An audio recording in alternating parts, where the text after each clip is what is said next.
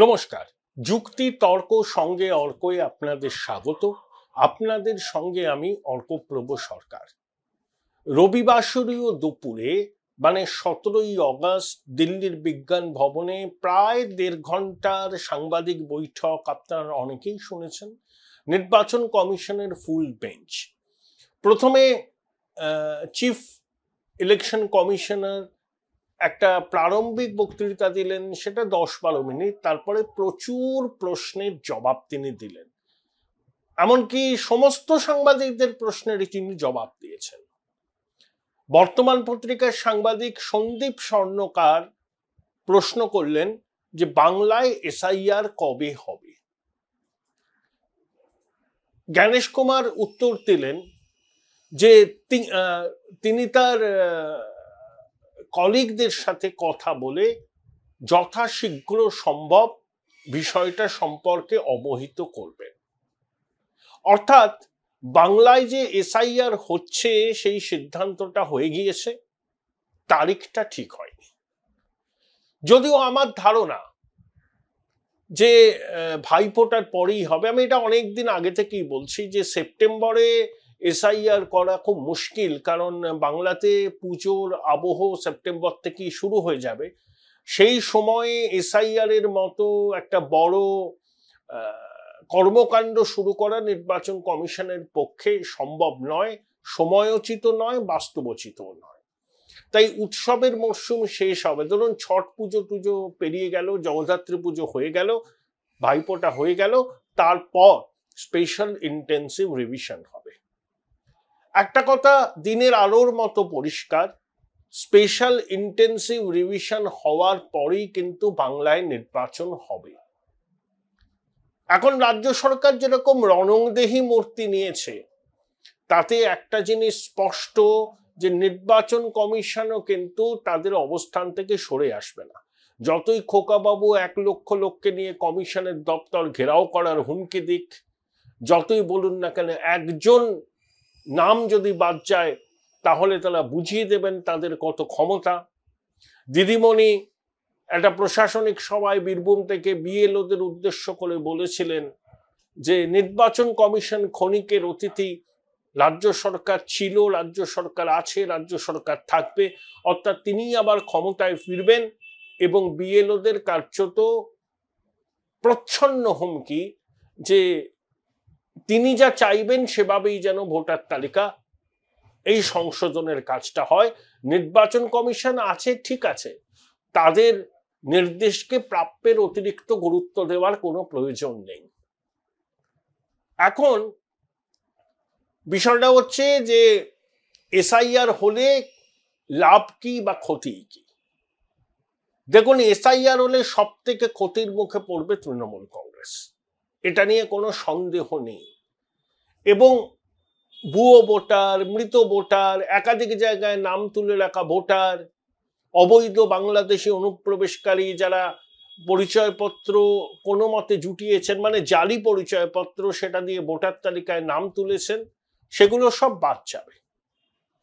সীমান্তবর্তী অঞ্চলের বিধানসভা কেন্দ্রগুলোতে 2009 সালে যে সংখ্যক ভোটার ছিলেন, 2024 সালে কোথাও 50%, কোথাও 55%, কোথাও 60%-এর কাছাকাছি ভোটার সংখ্যা বৃদ্ধি পেয়েছে। অস্বাভাবিক বললেও কম বলা হয়। মানে এর পিছনে যে বিস্তর জল আছে, এটা যে কোনো সাধারণ মানুষই বোঝে। প্রবীণ সাংবাদিক পরঞ্জয় গো ঠাকুরদা প্রশ্ন করেছিলেন যে বিহারের এসআইআর করা নিয়ে নির্বাচন কমিশন এত তাড়াহুড়ো করছে কেন? এখন তো বর্ষার মরশুম, বন্যা টন্যাও হয়, স্বাভাবিকভাবেই এখানে তো মানুষের দুর্ভোগ বাড়ে, এই সময় এরকম একটা এক্সারসাইজ করার যৌক্তিকতা কি? নির্বাচন কমিশন লোপ্পা বল দিয়েছিলেন পরঞ্জয় বাবু, একেবারে বাউন্ডারির ওপারে গিয়ে ফেলেছেন বলটাকে। জ্ঞানেশ কুমারের বক্তব্য, এর আগেও যখন বিহারে এই স্পেশাল ইন্টেন্সিভ রিভিশন হয়েছিল, সেটা শুরু হয়েছিল 14ই জুলাই, শেষ হয়েছিল 14ই অগস্ট, মানে ভরা বর্ষার মধ্যে হয়েছিল। এবং সংবিধান নির্বাচন কমিশনকে ক্ষমতা দিয়েছে, এবং জনপ্রতিনিধিত্ব আইনেও বলা আছে যে নির্বাচন সম্পাদন করতে গেলে একটা নির্ভুল ভোটার তালিকা দরকার। সেই জন্য নির্বাচনের আগেই তো ভোটার তালিকা সংশোধন হবে। প্রতি বছরই হয়, প্রতি বছর ভোটার তালিকায় সংযোজন বিয়োজন হয়, কিন্তু স্পেশাল ইন্টেন্সিভ রিভিশন আরো বড় মাপের কর্মযজ্ঞ, যেখানে সমস্ত কটা আসপেক্টকে খতিয়ে দেখা হয়। এখন যারা এসআইআর বাতিলের দাবিতে সুপ্রিম কোর্টে গিয়েছিলেন তাদের মুখ পুড়েছে। এসআইআর বাতিল হচ্ছে না। সংবিধানের ৩২৪ থেকে ৩২৯ ধারা যদি পড়েন তাহলে স্পষ্ট সবাই বুঝতে পারবেন নির্বাচন কমিশনের কি প্রভূত ক্ষমতা। এবং সুপ্রিম কোর্ট এটা বলেছে যে ৬৫ লক্ষ নাম প্রাথমিকভাবে বাদ গেছে। কেন বাদ গেছে, তাদের নাম কি, তাদের বাসস্থান কোথায়, সে সম্পর্কে বিস্তারিত তথ্য নির্বাচন কমিশনকে প্রকাশ করতে হবে। জ্ঞানেশ কুমার বলেছেন সুপ্রিম কোর্টের নির্দেশের পর ৫৬ ঘন্টার মধ্যে এই প্রক্রিয়া সম্পাদন করা হয়েছে। আধার কার্ডকে প্রামাণ্য নথি হিসাবে বিবেচনা করতে হবে, সুপ্রিম কোর্ট এই কথাটা বলেছে। তাতেই হুক্কা হুয়া রবে তৃণমূল কংগ্রেস নেমে পড়েছে, আইএনডিআই এ জোট নেমে পড়েছে। প্রথম কথা, সুপ্রিম কোর্ট এখনো বলেনি যে আধার কার্ডকে প্রামাণ্য নথি হিসাবে সব ক্ষেত্রে গ্রহণ করতে হবে। নির্বাচন কমিশন হলফনামা দিয়ে জানিয়েছে কেন আধার কার্ড এবং রেশন কার্ডকে তারা প্রামাণ্য নথি হিসাবে বিবেচনা করতে রাজি নয়। তাদের মতে আধার কার্ড হলো সরকারের ওয়েলফেয়ার স্কিমগুলোর সুবিধা কারা পাবেন সেটা নিশ্চিত করার একটা পরিচয়পত্র, এবং আধার আইনে স্পষ্ট করে বলা আছে আধার কোনো নাগরিকত্বের প্রমাণ নয়। সুপ্রিম কোর্ট কি বলেছে, যে ৬৫ লক্ষ মানুষের নাম বাদ গেছে তারা যদি আবেদন করতে চান যে ভুলভাবে বাদ গেছে বা নতুন করে নাম তুলতে চান, তাহলে তারা আধার কার্ড দাখিল করতে পারেন। That's all. এটার মানে এই নয় যে এসআইআর হলে আধার কার্ডকে প্রামাণ্য নথি হিসাবে গ্রহণ করার নির্দেশ দিয়েছে সুপ্রিম কোর্ট। যে ৬৫ লক্ষ মানুষের নাম বাদ গেছে বিহারে প্রাথমিকভাবে এসআইআরে, তারা যদি আবেদন করতে চান পুনর্বিবেচনার জন্য, তারা নথি হিসাবে আধার কার্ড ব্যবহার করতে পারে। এবং নির্বাচন কমিশন কাল খুব আক্রমণাত্মক ভঙ্গিতেই ছিল। দেখুন, তারা যে যুক্তিগুলো দিয়েছে সেই যুক্তিগুলো অকাট্য। নির্বাচনের ফল বেরোবার পর কারোর যদি মনে হয় যে গন্ডগোল আছে, ম্যালপ্র্যাকটিস হয়েছে, তিনি ৪৫ দিনের মধ্যে আবেদন করতে পারে। এবং এই যে খসড়া তালিকা বুথ লেভেল এজেন্টদেরও দেওয়া হয়েছিল, কমিশন বলেছেন যে বুথ লেভেল এজেন্ট বা জেলা নেতৃত্বের প্রতি তথাকথিত রাজনৈতিক দলগুলোর কি ভরসা নেই? তারা যখন এই প্রক্রিয়ায় সামিল হয়েছিলেন, অধিকাংশ ক্ষেত্রে তাদের যখন কোনো আপত্তি নেই, তখন গজদন্ত মিনারে বসে থাকা রাজনৈতিক দলের নেতারা যাদের বাস্তব সম্পর্কে ধারণা নেই তারা উদ্ভট অভিযোগ করছেন। এবং রাহুল গান্ধীকে কমিশন চ্যালেঞ্জ করেছেন, আপনি যে বলছেন ভোট চুরি, হলফনামা দিয়ে জানান, তাহলে তো তদন্ত হবে। আর যদি না জানান তাহলে বুঝতে হবে আপনি মানুষকে বিভ্রান্ত করছেন এবং জনদেবতার কাছে ক্ষমা চাইতে হবে। জ্ঞানেশ কুমার এটাও বলেছে যে নির্বাচন কমিশনের কাঁধে বন্দুক রেখে সাধারণ ভোটারদের টার্গেট করছে কিছু রাজনৈতিক দল। তাদের উদ্দেশ্য হচ্ছে মানুষকে এই সাংবিধানিক প্রতিষ্ঠান সম্পর্কে বিভ্রান্ত করা, তাদের ভূমিকা নিয়ে প্রশ্ন তোলা। দেখুন, আইএনডিআই জোটের দলগুলো যেখানে জেতে সেখানে কিন্তু ইভিএম ঠিক থাকে, কমিশনের ভূমিকা স্বচ্ছ থাকে, কিন্তু যখনই তারা হারে নিজেদের দোষ ত্রুটি ইন্ট্রোস্পেক্ট তারা করে না, উল্টে তারা নির্বাচন কমিশনের ঘাড়ে দোষ চাপায়। আচ্ছা, কংগ্রেস দেখুন শুধু মহারাষ্ট্রের কথা বলছে যে মহারাষ্ট্র বিধানসভায় তাদের এই হার এটা নির্বাচন কমিশনের কারচুপির জন্য, এটাই তো অভিযোগ। হরিয়ানার কথা একবারও বলছে না।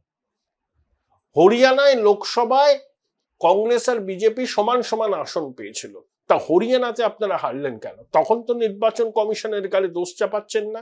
জেতা ম্যাচ তো আপনারা হেরে গেছেন। কুমারী শৈলজা আর হুদা পরিবারের মধ্যে সংঘাত এই পরাজয়ের অন্যতম কারণ। মহারাষ্ট্রে আপনাদের শরদ পাওয়ারের সঙ্গে, শিবসেনা উদ্ধবের সঙ্গে কংগ্রেসের কি সমঝোতাটাকে ঠিক হয়েছিল?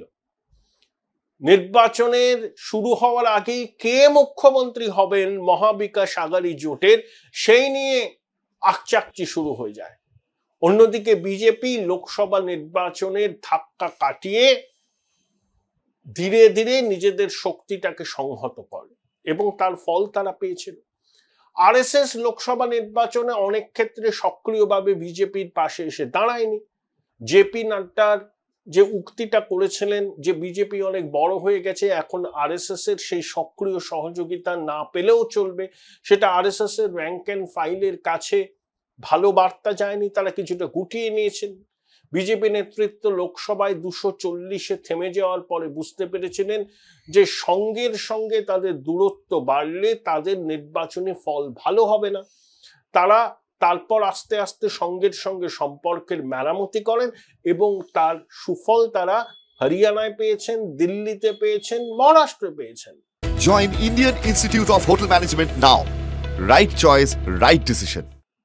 সঙ্গের স্বয়ংসেবকরা তারা কিন্তু একেবারে গ্রাসরুট লেভেলে বিজেপি প্রার্থীদের জয়ের জন্য প্রচার করেছিলেন। নিজেরা ইন্ট্রোস্পেকশন করলেন না আইএনডিএ জোটের নেতারা, পরাজয়কে মানতে পারলেন না। মানতে না পেরে তারা কিন্তু নির্বাচন কমিশনকে দোষারোপ করছেন। এখন প্রশ্ন হচ্ছে যে নির্বাচন কমিশনার বা মুখ্য নির্বাচন কমিশনার হিসাবে কাকে নিয়োগ দেওয়া হবে, সেই কমিটিতে কেন সুপ্রিম কোর্টের প্রধান বিচারপতিকে রাখা হলো না, এই প্রশ্নটা করছেন। তো এবার আমি বলি, ন্যাশনাল জুডিশিয়াল অ্যাপয়েন্টমেন্ট কমিশন সরকার করেছিল, বিল পাস হয়েছিল, সুপ্রিম কোর্ট অসাংবিধানিক বলল। আচ্ছা, কলেজিয়াম ব্যবস্থার মাধ্যমেই সুপ্রিম কোর্ট বিভিন্ন হাইকোর্টের বিচারপতি নিয়োগ করবেন। সুপ্রিম কোর্টে কে বিচারপতি হবেন হাইকোর্ট থেকে সেটা তারা ঠিক করবেন। কোন বিচারপতি কোন আদালতে যাবেন সেটাও সুপ্রিম কোর্টের কলেজিয়াম ঠিক করবে। মানে তারা বিচারপতি নিয়োগ, ট্রান্সফার, এই ক্ষমতা সুপ্রিম কোর্ট কিন্তু ছাড়তে চায়নি। তাই জুডিশিয়াল অ্যাপয়েন্টমেন্ট কমিশন তারা সংবিধান বিরোধী বলেছেন। কই প্রতিবাদ তো করলেন না। বিচারালয়ের বা ন্যায়ালয়ের প্রতি পূর্ণ সম্মান শ্রদ্ধা জানিয়ে বলছি যে এটাও কি খুব গণতান্ত্রিক পদ্ধতি? বিচারপতিরা নিজেরাই বিচারপতিদের নিয়োগ করবেন? তাহলে সরকার যে আইনটা আনতে চেয়েছিল সেটা কি ট্রান্সপারেন্ট ছিল না? সেটা কি স্বচ্ছ ছিল না? সেটা কি গণতান্ত্রিক ছিল না? এই প্রশ্ন কিন্তু আইএনডিআই জোটের পক্ষ থেকে কখনো তোলা হয়নি। তাদেরকে এই প্রশ্নের জবাবও দিতে হবে। তারা যদি নিজেদের পরাজয় ঢাকতে, নিজেদের পিঠ বাঁচাতে নির্বাচন কমিশনের বিরুদ্ধে আবোল তাবোল অভিযোগ তোলেন, তার জবাব তাহলে কি নির্বাচন কমিশন দিয়েছে? অনেকে বলছেন অদৃষ্টপূর্ব রাহুল গান্ধীর জয়। কিসের রাহুল গান্ধীর জয়? Rahul Gandhi Peter Pan who retains youthful nature throughout his life, যে কখনো বড় হয় না। বিহারে শোচনীয় পরাজয় হবে কংগ্রেসের। আগের বার 70টা আসনে লড়ে 19টা পেয়েছিল। তার তুলনায় সিপিআইএমএল এর ফল ভালো হয়েছিল, দুই বামপন্থী দলের ফল ভালো হয়েছিল, আরজেডির ফল ভালো হয়েছিল। আরজেডি যদি বেশি সংখ্যক আসনে লড়তো তাদের ফল আরো ভালো হতো। কিন্তু কংগ্রেস নিজেদের বাস্তবতা না বুঝে বেশি সংখ্যক আসনে লড়ে নিজেদের মুখ পুড়িয়েছে। সাসারাম থেকে রাহুল গান্ধী ভোটাধিকার যাত্রা শুরু করেছেন, খুব ভালো। সাসারাম জগজীবন রামের কেন্দ্র ছিল, কংগ্রেসের খুব শক্ত ঘাঁটি ছিল। মীরা কুমার ওখান থেকে জিতেছিলেন, একসময় ছেদি পাসওয়ান জিততেন। কংগ্রেসের যে দু একটা স্ট্রং হোল্ড এখনো আছে তার মধ্যে সাসারাম। কিন্তু আপনি ভোট চুরি, কমিশন বিজেপির সঙ্গে হাত মিলিয়ে ভোট চুরি করেছে, এই অ্যালিগেশন আপনি করছেন, আপনি একটা ন্যারেটিভ তৈরি করার জন্য করছেন। ঠিক যেভাবে লোকসভা নির্বাচনের আগে সংবিধান খতরে মে হ্যায় বলে করেছিলেন।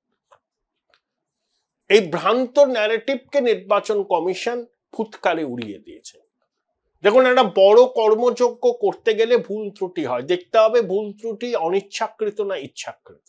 বিহারে এসআইআর করতে গেলেও ভুল ত্রুটি হয়েছে, সেই ভুল ত্রুটি সংশোধনের সময় আছে, কেউ বলছে না যে একদম নির্ভুল হয়েছে, কিন্তু একটা মাস উইন্ডো তো আছে। যার যা আপত্তি সে সেখানে জানা, তাদের আপত্তি যদি গ্রহণযোগ্য হয়, যদি নথি দিয়ে তারা তাদের আপত্তির কথা জানান, বলেন যে না আমাদের নাম বাদ দেওয়াটা ভুল হয়েছে, তাহলে নিশ্চয়ই কমিশন সংশোধন করবে। কমিশন বারবার করে এই কথাটাই বলছে। কিন্তু কমিশন ভোট চুরি করছে। নির্বাচন কমিশন একটা সাংবিধানিক প্রতিষ্ঠানে তো সংবিধানকে চ্যালেঞ্জ করছে। আইএনডিআইএ জোটের নেতারা, রাহুল গান্ধী, যিনি একটা মিনি সংবিধানের সংস্করণ হাতে নিয়ে ঘুরে বেড়াতেন না, যে তিনি সংবিধানের রক্ষাকর্তা, এরকম দ্বিচারিতা মানুষ কিন্তু গ্রহণ করবেন না। এবং তৃণমূল কংগ্রেসও একটা জিনিস স্পষ্ট করে জেনে নিক, এসআইআর হবে, এসআইআর ছাড়া ভোট হবে না। যদি রাজ্য সরকার এসআইআর করতে বাধা দেয়, পরিকাঠামোগতভাবে অসুবিধা সৃষ্টি করে, নির্বাচন কমিশনকে হুমকি দেয়, তাদের দপ্তর ঘেরাও করার কথা বলে, সর্বত্র অসহযোগিতা করে, তাহলে এই সরকারের মেয়াদ শেষ হয়ে যাওয়ার পর রাষ্ট্রপতি শাসন জারি করে এসআইআর হবে, তারপর নির্বাচন হবে। নান্য পন্থা এছাড়া অন্য কোনো পথ নেই। আমি বিশ্বাস করি সাংবিধানিক প্রতিষ্ঠানের উপর সবার সম্মান রাখাটা জরুরি, ভরসা রাখাটা জরুরি। সাংবিধানিক প্রতিষ্ঠানগুলো সিজারের পত্নীর মতো সব সন্দেহের ঊর্ধ্বে।